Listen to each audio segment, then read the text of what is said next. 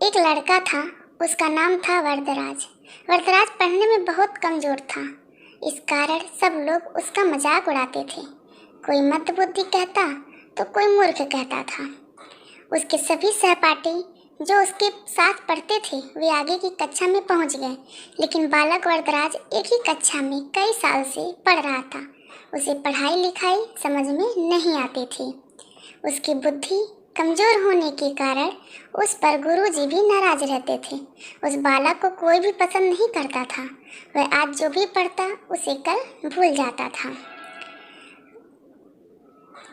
अंत में उसे विद्यालय से यह कहकर निकाल दिया गया कि वह पढ़ने लिखने में असमर्थ है।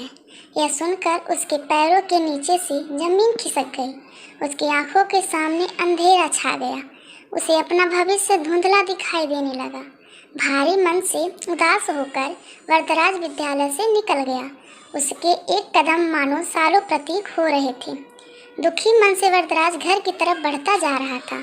उसके मन में सैकड़ों प्रश्न उठ रहे थे। दोपहर का समय था, सुनसान रास्ता, तेज धूप। उसी समय बालक वरदराज को प्यास लग गई। वरदराज ने अपने आसपास देखा तो दूर से उसे एक कुआं नजर आया। वरदराज उस कुएं के पास पहुंचा।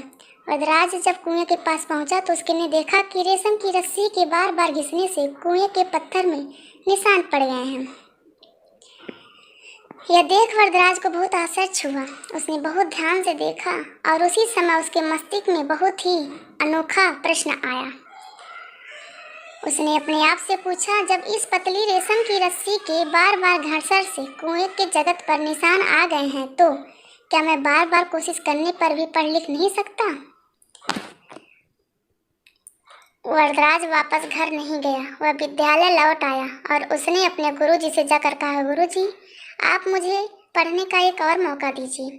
मैं आपको निराश नहीं करूँगा। गुरुजी के सामने पहले वाला वरदराज नहीं खड़ा था। आज उसके चेहरे पर एक चमक थी। उसका आत्मबल मजबूत दिख रहा था। उसके चेहरे पर प्रसन्नता की झलक थी। गुरुजी समझ गए। उन्होंने वरदराज को एक और पढ़ने का मौका दिया। उस दिन के बाद वरदराज बदल गया। वह पढ़ाई में ध्यान देने लगा। गुरुजी जो सिखाते वरदराज से ध्यान से सुनता। अपना पाठ याद कर गुरुजी को सबसे पहले सुनाता और अपनी कक्षा में सबसे ज़्यादा पढ़ाई करता था।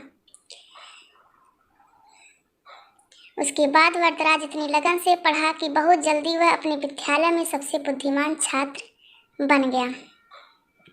गुरुजी उसकी तारीफ करने लगे। वरदराज अपनी कक्षा के अलावा भी अन्य पुस्तकों का अध्ययन करने लगा। वह विद्यालय का सबसे होनहार बालक बन गया।